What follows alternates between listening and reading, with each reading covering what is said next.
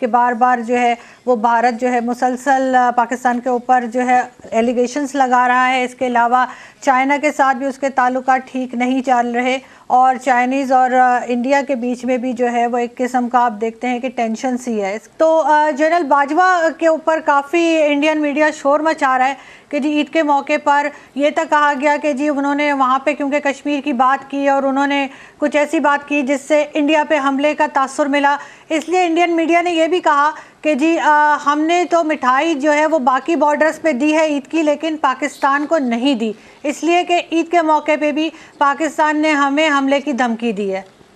वो आप मिठाई एक दूसरे को वहां पे देते रहे इस वजह से कि ये एक रवायत है इंसान की अपनी, एक आप कह लीजिए कि ज़र्फ आपका होता है बड़ा कि आप दुश्मनियों के बावजूद दूसरे की खुशी के मौके पे उसको कुछ न कुछ देते हैं। तो मैंने ये देखा है कि मोदी जब से हुकूमत में आया है, जहां रवादारी और भाईचारे वाला किस्सा तो बिल्कुल खत्म ही हो गया। जो अपने मुल्क के अंदर अपने शहरियों को, अपने मुसलमान शहरियों को नहीं दे सकते कोई उस तरह की रवादारी या भाईचारा, तो हम तो खैर हैं ही दूसरा मुल्क, हमें क्या तवक्को रखनी चाहिए। बहरहाल आहिस्ता आहिस्ता भारत का अपना बदनुमा चेहरा जो है वो यहाँ हो रहा है, वो सामने आ रहा है, वो नजर आ रहा है।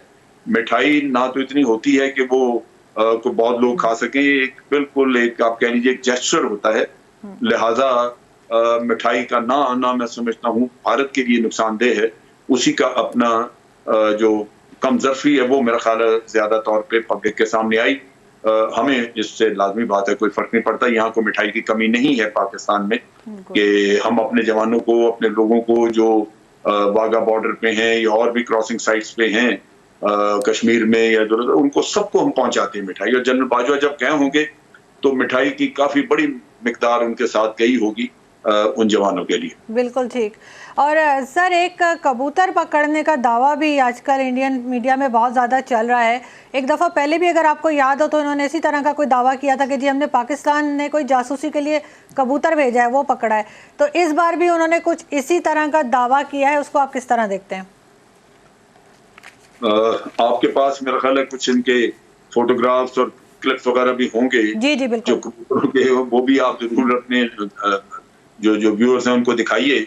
लेकिन एक चीज आप देखिए कि कई दफा मैंने सुना है भारत के बाज नाकदीन ये बात करते हैं कि जनाब पाकिस्तान जो है वो ऑब्सेस्ड है इंडिया के बारे में, पाकिस्तान के ऊपर इंडिया सवार है। अब आप देखिए कि पाकिस्तान किसके सर पे सवार है। आज के दौर में एक कबूतर पकड़ के उसके ऊपर वो सारा मीडिया एक जान में है और उनकी इंटेलिजेंस एजेंसीज के जनाब कबूतर के पास कोई राज आ गए। और सर एक बार बार वो ये दावा कर रहे हैं कि जी हम आज़ाद कश्मीर को भी ले लेंगे और गिलगित बल्तिस्तान को भी अपना बता रहे हैं, मौसम भी बताना शुरू हो गए हैं और मुसलसल ये कहा जा रहा है कि बस जी अब हमारे साथ ये आ गया है और हम इसको पाकिस्तान से लेकर रहेंगे। बल्कि ये तक कह रहे हैं कि पाकिस्तान को चाहिए कि बलूचिस्तान के भी पीछे पड़ें। कहते हैं पाकिस्तानियों को चाहिए कि वो अपना वीज़ा लगवा लें, लगवाने की आदत डालें बलूचिस्तान के लिए, क्योंकि अब उनको बलूचिस्तान के लिए भी वीज़ा लेना पड़ेगा।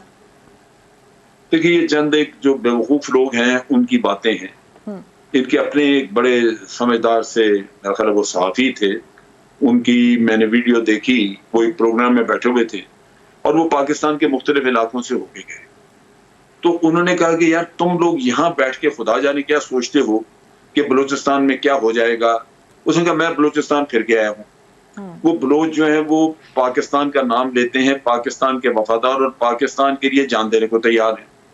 उसने कहा मुझे तो वहां बलूचिस्तान में कोई ऐसी तहरीक नजर नहीं आई। इसी तरह उसने कहा जी आप बात करते हैं केपीके की, कभी बात शुरू कर देते हैं, कभी आप सिंध की, किसी भी जगह पे उसने कहा मैं गया हूं, मैं कई दिन कई हफ्ते रह के आया हूँ पाकिस्तान में, वहां तो मुझे कोई ऐसी चीज नजर नहीं आई। आपको मीडिया में पता नहीं बैठे यहाँ क्यों नजर आ जाती। तो बात यह है कि ये अपने अंदर वो ख्वाहिशें तो रखते हैं कि पाकिस्तान में ये भी हो वो भी हो, लेकिन इनको मवाजना करना चाहिए। कश्मीर इनसे अलग होना चाहता है तो कश्मीर तो आप देख लीजिए कि उनके गली कूचों में किस तरह एहतजाज होता है, उनके गली कूचों में किस तरह आजादी के नारे लगते हैं। उनका एक आदमी कोई शहीद हो जाता है तो आप देखिए कि उसका जनाजा किस तरह पड़ा जाता है, लाखों के हिसाब से इंसान उमड़ आते हैं, फिर उसको पाकिस्तानी परचम में लपेट के दफन किया जाता है। क्या वहां पे नजर नहीं आता इनको कि उनके स्कूलों के बच्चे जो है वो पाकिस्तानी कौमी तराना पढ़ते हैं। वहां पे घरों की छतों पे जा बजा आपको पाकिस्तानी परचम लहराते नजर आते हैं। ये चीजें अगर आप अपनी खुली आंखों भी ना देख सकें तो फिर उस ऐसे अंधेपन का तो इलाज नहीं है।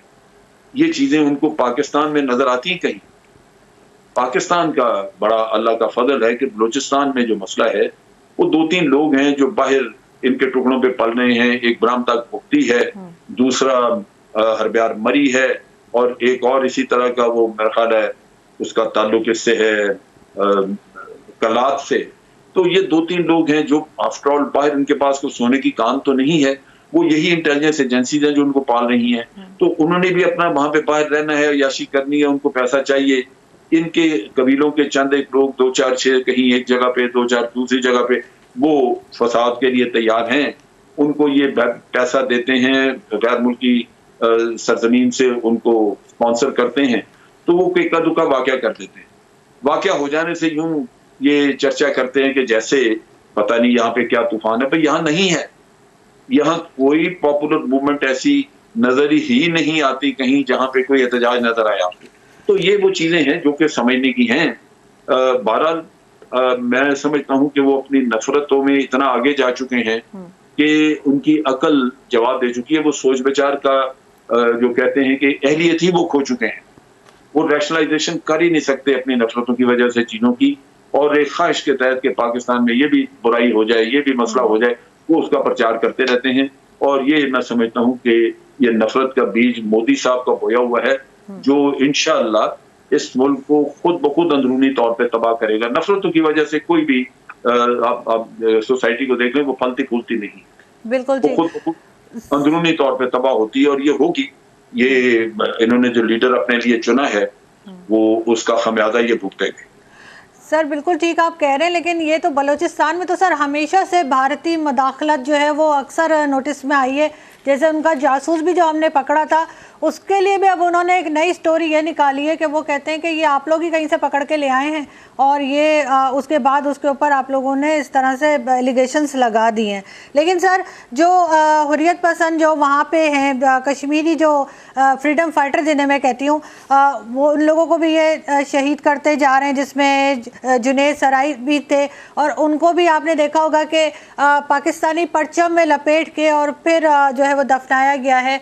लेकिन सर एक तरफ तो ये कहते हैं कि जी पूरी दुनिया में कोरोना फैला हुआ है और पाकिस्तान बजाय इसके कि वो कोरोना से लड़े और कोरोना की तरफ देखे और उसको हैंडल करे, वो हमारे ऊपर जी हमले करने की बात कर रहा है, एलिगेशन लगा रहा है। इस तरह की मतलब कहना चाहिए गलत बातें जो है वो इंडियन मीडिया और इधर उधर से पाकिस्तान के बारे में कही जा रही है। लेकिन दूसरी तरफ हम ये देखते हैं कि चाइना के साथ उनकी एक नई टेंशन शुरू हुई है, और आज भी शायद आपने भी वो क्लिप देखा होगा कि किस तरह से वहाँ से चाइनीज़ सोल्जर आए हैं और इधर से इंडियन सोल्जर्स हैं और आपस में ये लड़ रहे हैं। हर तरफ भारत ने अपने लिए मुश्किल खड़ी की हुई है कि पाकिस्तान से 1 इंच भी इनकी बसात में नहीं है लेना।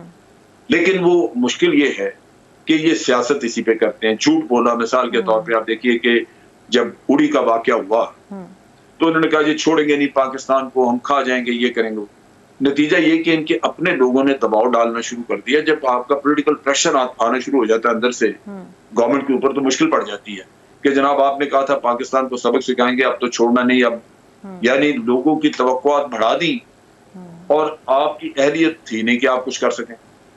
नतीजा ये कि आपको एक झूठा ड्रामा रचाना पड़ा सर्जिकल स्ट्राइक का, जो कि जिसका वजूद ही नहीं था कहीं।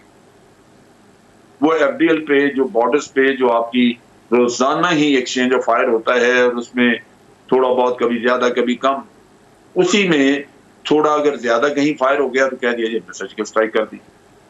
तो झूठ पे ये इसी तरह बालाकोट पे, यानी मोदी इलेक्शन हारा हुआ था, वो बालाकोट का ड्रामा करके वो इलेक्शन जीत गया और कहने शुरू कर दिया हमने जी 300 आतंकवादी मार दिया वहां। तो भाई हमने टोटल जो नुकसान हमने देखा वो 3 दरख्त थे और 1 कब्बा था। तो और फिर दुनिया को ले जाके दिखाया, पूरी दुनिया की मीडिया ने देखा, मुख्तलिफ ममालिक ने अपने प्रोग्राम में बताया कि ये अबॉर्टेड स्ट्राइक सीन में कोई भी किसी का कोई नुकसान नहीं हुआ। ये हुआ ये है कि आए थे जरूर वहां पे बॉम्बिंग करने के लिए, लेकिन जब इन्होंने देखा कि पाकिस्तान एयरफोर्स के जहाज हवा में आ गए हैं और अब यहाँ पे मुकाबला, तो ये दाएं बाएं फेंक के अपने गोला बारूद तो भाग गए।